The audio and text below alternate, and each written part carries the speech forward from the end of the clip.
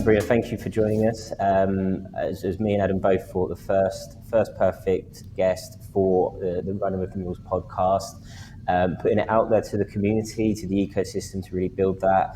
And obviously, who better to talk about the power of community than yourself? So, I mean, like I say, you don't probably need any real introduction, but if you want to, please go ahead. Yeah, so I just want to say thank you both so much for having me. I have worked with you both now for quite a few years, and it's just really honestly awesome to be invited to your podcast. It's the first podcast I'm doing. So as a community leader myself, it's crazy that it's taken me this long to do a podcast. But thank you both so much for having me. So for anyone who's listening and might haven't connected with me or reached out, my name is Sabrina Hockett. I have been with MuleSoft for actually over 3 years now, not about, time flies.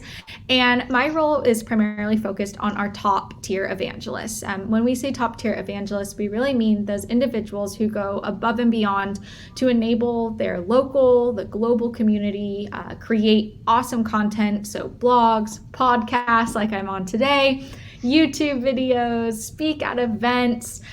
We've seen whole entire LinkedIn pages created asking questions. And the other part of my role is really to be a community evangelist myself and help individuals share their stories. So thank you again for having me. Really excited to share my knowledge and introduce everyone to what it means to be a community leader. Yeah, absolutely. Thank you for that. And again, I think the best place to start, like the community, like you said, the MuleSoft community as a whole is what brought the three of us together as a whole, like I say, over the last few years. The last few, over 3 years now that you've been with MuleSoft, I mean, how did it happen? Because I know from your side, you didn't have a tech background coming into Mule. How did it happen? How did that affect you, or did it affect you? Or how did the community help you with that sort of picking up everything? Yeah, first of all, I was so scared. I mean, for me, my background, so right out of college, I was kind of lazy, I think like most young, fresh out of college students are, and I decided to take just a part-time job. I thought 40 hours a week, way too long. No point working for 40 hours right out of school. So I actually started as a part-time digital media marketer. So basically that is glorified terms of run our social channels, do some PR, and do some email campaigns.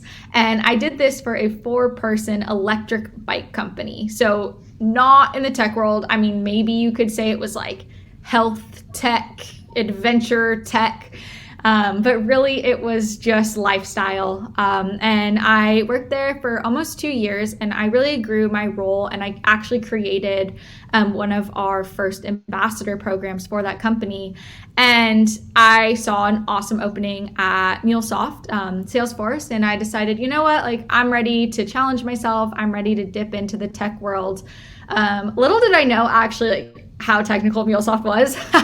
You know, you hear the term software and you're like, it's software. I use software all the time. And then you actually get to like, what's an API? It was like one of my first interview questions. I was like, I have no idea, you know, and I couldn't lie in that interview question. And I remember the recruiter telling me like, you might want to look that up if you move forward. Like you got to know what an API is.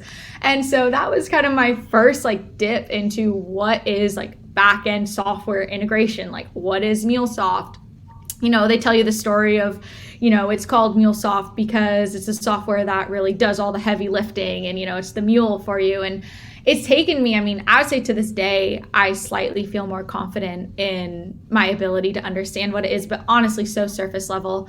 And the community has been such a huge part of that. I remember my first week on the job, my amazing manager, also Sabrina, it was like, you know what, like we have these great MuleSoft ambassadors. I really think you should reach out to them and just ask them like simple questions. What is software integration? What is an API? She called it a scavenger hunt, but honestly, it was like onboarding 101. And one of the first people that I met with was Adam. So just kind of coming full circle. And I remember I got on a call with Adam. He's like in the office and he's just throwing around all these terms. And I'm like writing them down, like typing as fast as possible. And, you know, nowadays I'm like, okay, I understand those terms. And the community has just been so amazing in helping that and understanding like a lot of our community, like, yes, they come from technical backgrounds, Java, C-Suite, whatever language they learned, HTML, but there's also the individuals where they were a math teacher or they were working as sales and late at night decided to learn more and get more technical. So that's been really fun to see, and I don't feel so alone. Coming from non-technical, you don't have to be scared. It's okay, and the community is there to help you. 100%. I mean, I'm exactly the same as you. I think Adam is the only person here that's actually technical, right? When I came into, I recruited for 6 years or whatever before I joined Third Republic, but had never done hadn't done MuleSoft recruiting, hadn't done technical recruitment. And you said there like the what is an API question. Before I started at Third, I remember they sent me, or Chris Max sent me at the time, the waiter video. Right, Yeah. The what is an API, and it's the waiter in the restaurant, and I still use that now. When I moved over to New York and obviously replaced myself in London, the girl code that came in there, that's the first video I sent her, and I send it to people all the time that ask what is an API, what does it actually do, and it's the best way still of explaining it. And I think you're right. So like you said there, I've spoke to during or since COVID, spoke to a number of people, like say that career switched completely. I remember two people off the top of my head. One that was a construction worker, came into MuleSoft. I think Adam, you actually interviewed him at one point when you were with Third Eye, and also I think you might have interviewed the other one as well. But she was a US-based hairdresser. And she was just found herself in lockdown, lived in a shared house with I think it was 2 other people that all happened to be MuleSoft developers. And she obviously couldn't work because the salons were closed at the time, so she couldn't do hairdressing. So she started showing it and picked it up, and became certified and was working for, I think it was the US Bank over here. But people that had no technical, no computer science background, that were brought into it by other developers, that were brought into it by the community, managed to pick it up. They could learn from that, the experience that was around them from that community, and the questions they could ask and be answered without feeling silly asking those questions, and having access to the people that would actually be able to answer them. Yeah, I think that like not feeling silly asking those questions is so important, because I definitely felt silly. Like I do as much research as I could so I didn't sound like a total, doo-doo bird just coming in with absolutely no idea. A great story actually about this is, there's so many support systems and they're so nice. I thought like SQL, like how you spelt it. I did not know. For probably the first few months of my job, I was spelling it like sequel, like a movie. So SEQUEL. And then I'd see the blog come out and I'm like, why do they keep shortening it to SQL? Like, what is this? Like, why will they not let me type SQL?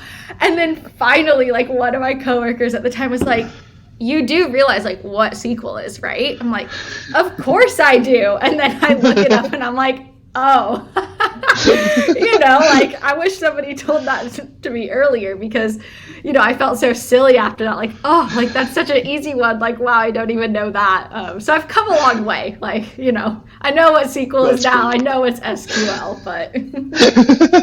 That's absolutely brilliant. Going back to when you were doing the initial interviews and things, I think one of the things that really attracts me about Salesforce and a lot of people, I think, is the power of the brand itself. When you go to the conferences, when you go to Dreamforce, the little characters and everything, it's really attractive. It gets people. That's like epitome of community. It's all about connections. It's about finding people who uplift you, who encourage you. And I think that's what I'm so glad about the MuleSoft community. And even as like a team leader for this community, I have that support system, and being able to provide that for you all is like what drives me and like wakes me up every day to do this role. Absolutely. I think it's definitely changed an awful lot in the 3 years that you've been there. The community was great. Don't get me wrong. The community was always great, but I think you've definitely added a lot more structure, and you've kind of taken it to the next level. I think we'd all agree that the MuleSoft community is one of the best tech communities in the world, if not the best. It is absolutely phenomenal how excited people get, and when you go to the meetups and you're able to connect with people who are so passionate about it. But I think we've always needed someone to pull us all together and to encourage us to go there. And it has. I think it's definitely over the last few years, it's reached new heights, and it just continues to to reach these new heights. It's incredibly exciting.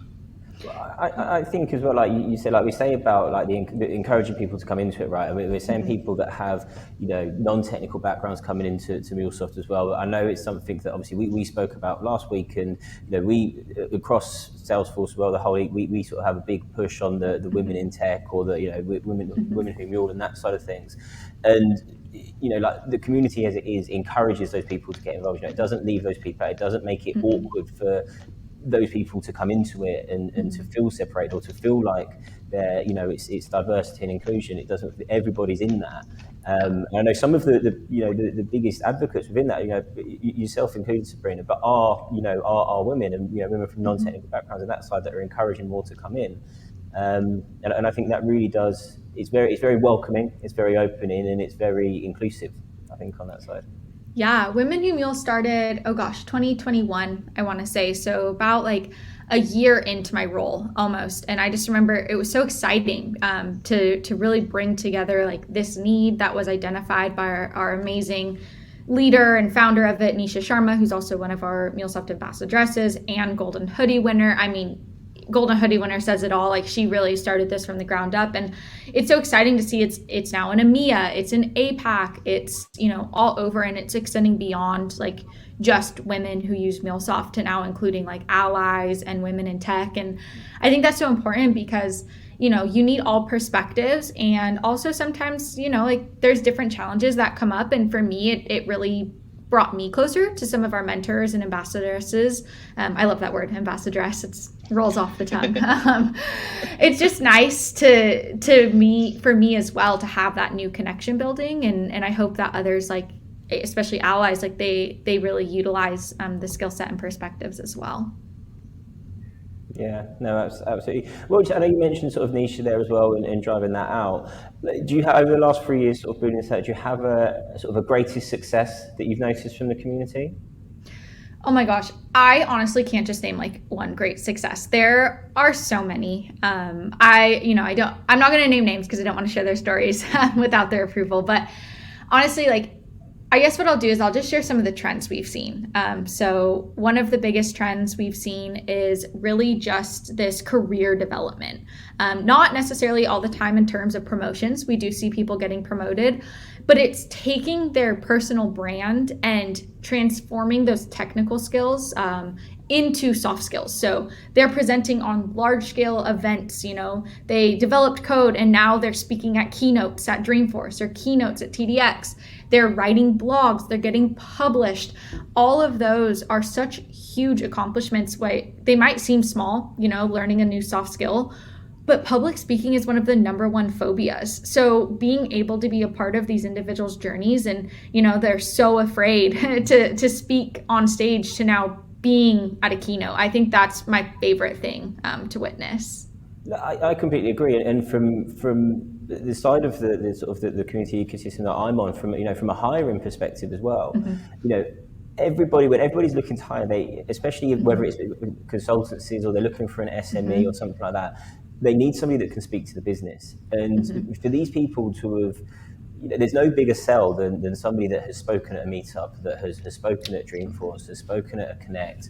It showcases that they can go and and then they're speaking at those events. They're speaking to people like me and you and other people that are there, that are non-technical people. And a lot of time in their roles and in their career, they're then able to speak to the business stakeholders, the non-technical stakeholders, that are the people that are saying, well, look, what can we actually do with MuleSoft then? What can we actually build? And then they're able to translate what they're building in MuleSoft into what that company's able to do. And that, a lot of that, like you say, that softer skill is honed and earned and developed through the community, through the meetups, through those sort of public speaking. Yeah, and I think it's, not to take away from the success stories of people getting certified, transitioning from a developer to an architect, to we have C-levels who have started their own companies, have created connections through the community. I think that's super important, but I really think the power of community is like that judgment-free zone of write content. If you've never written a blog before, it is hard. Writing a blog is one of the hardest skills. And then, speaking events. Some people, I love public speaking. To me, I've never been afraid of it. to sit down and write a blog, immediate writer's block. And learning how to overcome that, I think, and having those people who support you while you do that is so important of community. And I mean, just the success I've really seen of a lot of our leaders is the ability to like be fearless in a sense. And I love saying that our ambassadors and our mentors and meetup leaders are fearless because they challenge themselves, they network, they go out and find new speakers from different customers and partners that they might not work at. They create their own blog, their own website, they're on Twitch streams making mistakes. Like, you got to be okay making mistakes in the moment. And I think that's what I love, is just the ability for them to laugh it off, you know, because having that confidence and that ability to overcome challenges, I also think is something that community provides that is often overlooked. I think that's a really, really, really valid point. And I think I would say that I'm the opposite of you. When I was younger, I absolutely hated public speaking. I dreaded it. I had so much anxiety. And it was the MuleSoft meetups that actually gave me the confidence to get up and talk. You know, I remember the first one that I did, and I was petrified getting up on stage. It was MuleSoft Connect at the Excel, and there were about 300 people in the audience, and I was like, what the hell am I doing here? This is insane. But after you realize you can do it, you know, I'm addicted to it now. I absolutely love it. You know, I'll take any opportunity I can to get up on stage because it's just, it's so exciting. And it's the confidence that the community gives you. It's such I think, you know, most people who go to the community events, they know what they're talking about. You know, they are experts in their field, even, you know, from the most junior person, they know MuleSoft, they know how to talk about it. And once they get up on stage, they know that, yeah, actually, this is my subject matter. I can talk about this with confidence. And that's all it takes. You know, once you kind of start building that confidence, it grows, and the community definitely gives a lot of people the confidence to do that and to grow further because of it. Yeah, and I think it also fosters like true friendships and relationships. Like, I absolutely love going to an event and just seeing like ambassadors and mentors and meetup leaders who have maybe met one time before just like immediately be best friends. You know, they know each other's kids, they ask about their lives, you know, they're not just talking like, oh, like, how did your latest integration project go, you know? No, I feel like that's the minimal amount of talk that we see at these things. It's all about who they are as a person. And I love that. Like, we always say that being a part of the community is about you as an individual. Doesn't matter where you work, what you do, what title you have. Like, everyone in the community is an equal, and everyone has something truly special to share. And I mean, like I said, for me, like, that's been a huge support system and challenges me to do my best. And I just love that. I love the true relationship building that we have in the MuleSoft community. That's definitely one of the highlights for me as well. And the example I would give there is Sudir in the UK. You know, back 6 years ago, we were at two of the biggest competitors in the MuleSoft space. You know, we were at the two GSIs that compete for Partner of the Year every year. And we would come to these events and we would sit there and we would all of a sudden just become best friends. You know, the rivalries were out the doors. You know, we were sitting there comparing notes, comparing horror stories. What are you doing with this client? What are you doing with this client? And it was really eye-opening just to see how a community can kind of bring everyone together who, you know, otherwise would be on very, very, very different sides of the fence. But once you go through those doors, it feels like a safe space. It feels like a place that you can actually have these open and honest conversations. But you do, and like you say, like it's that knowledge sharing, right? And once you're there, people are actually interested in what you have to say. And I think, you know, once people understand that there's no right or wrong conversation to have their information, they want to hear about people want to hear about projects, about stories, about customer like integrations. You know, junior people coming into meetups and things like that, and then hearing from, you know, 5, 6, 7 year experienced architects that they've never have had access to otherwise, you know, or someone that's coming into MuleSoft from a Tibco or a web, you know, something like that. They're then hearing all this experience that's there. They're speaking to these people that you know, people want to hear it. You know, I remember coming back obviously after the pandemic, so many people asking when we can get back to doing face-to-face meetings again, face-to-face meetups, because they want to be in a room with those people again. You know, they've missed them. You know, in effect, these are the people that you have. You know, so many places have. You know, they might be the only MuleSoft developer architect in their company, or maybe one or two. And to go to a meetup when there's then 30, 40, 50 others, that's their community. That is their community. That's their group. That's where they've got their common interests. And you learn something every time. That's the beauty of it. Every single meetup you go to, it doesn't matter what the topic is. It doesn't matter if you're one of the leading experts on this topic. You will go and you will hear some other story from someone else, and it's not even necessarily the presentations themselves. It's the networking opportunities afterwards where you get so much extra value as well. And I think we missed that a bit during the pandemic. It was very hard to do the after meetup drinks and pizza that the Republic were always so good at throwing together for us. But I think that is, it's at least as valuable as the presentations themselves.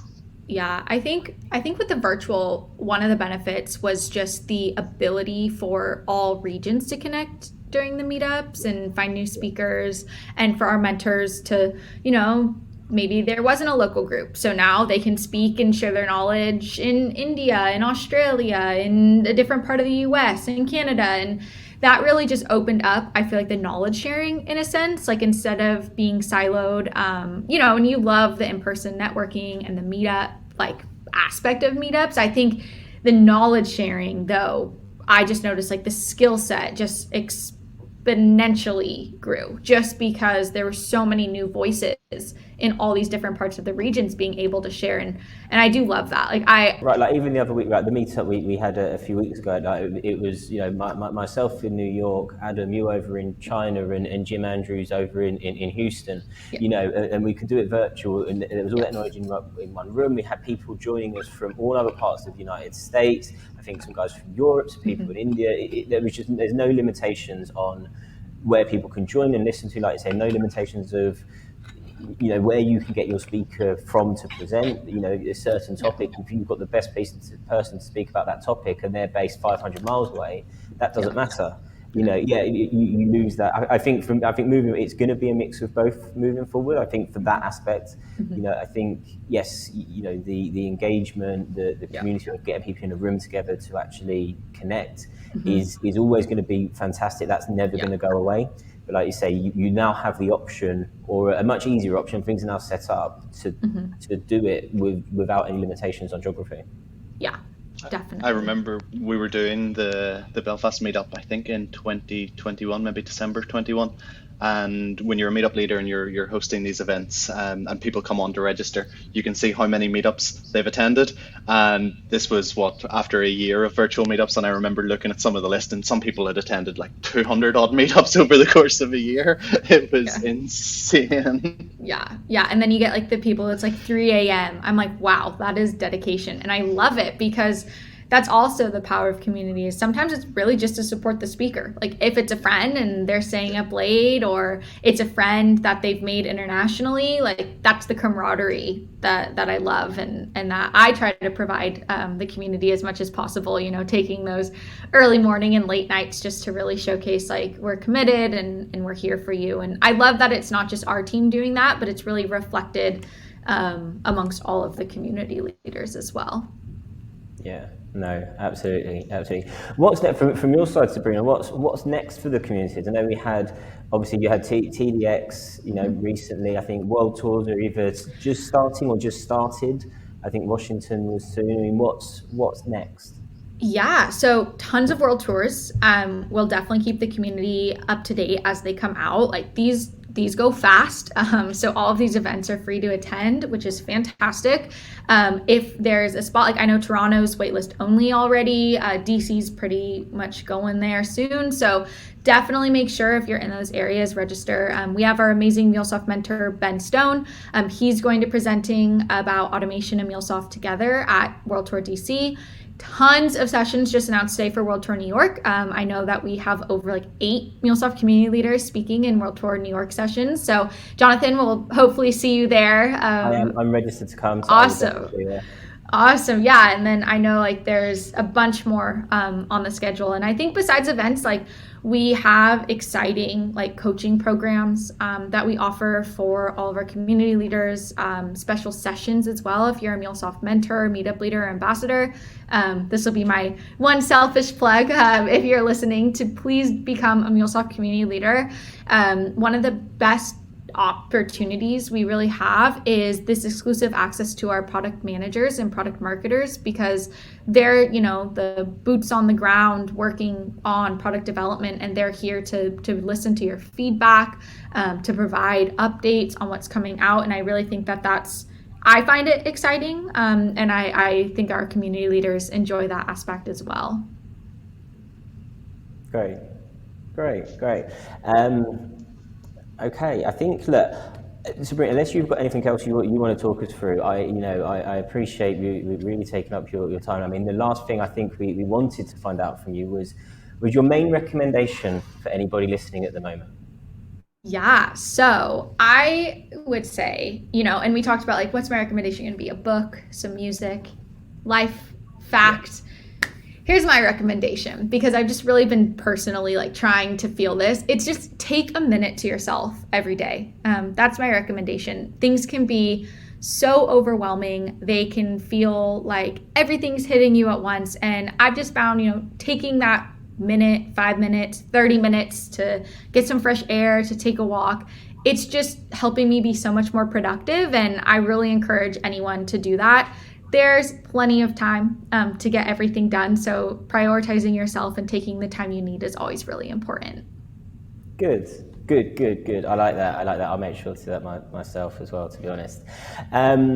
Sabrina, thank you so much for your time. You've brought the community together. I think, like you say, since you've been here, it's been with MuleSoft over the last three or so years. I know from my side and from Adam's side, it's fantastic being sort of a part of that community and having seen it grow and watching it grow and continue to grow over the last, for me, sort of 4.5 years, Adam, even longer, has been fantastic. And obviously we've seen so many people come through that and their involvement in that, and where it's led them, personally, professionally, through, like I say, through the Connect, through Dreamforce, through meetups, through online events, through trainings, all of that. I know it's much appreciated by everybody out there. I look forward to continuing to be a part of it growing. Yeah, and I just want to say thank you both so much. So I hope that our community also connect with you both, because seriously, Adam and Jonathan have been part of the MuleSoft community for so long. They really know the ins and outs. I've learned so much from them. They have so much to offer. Hopefully see you both at Dreamforce or a future event this year. That's my favorite part, is just reconnecting as well. So thank you again for having me, and just thank you for all you do for the MuleSoft community. Thanks, Sabrina. Thank you, Sabrina. Absolutely, my pleasure as well. And yeah, I'm registered for New York, so if you're in New York for World Tour, I will definitely be seeing you there. Yes, I will be there. So if you also are listening and planning to attend, the MuleSoft community team will be there. So we're excited to meet everybody in person. Let me see if I can get a flight.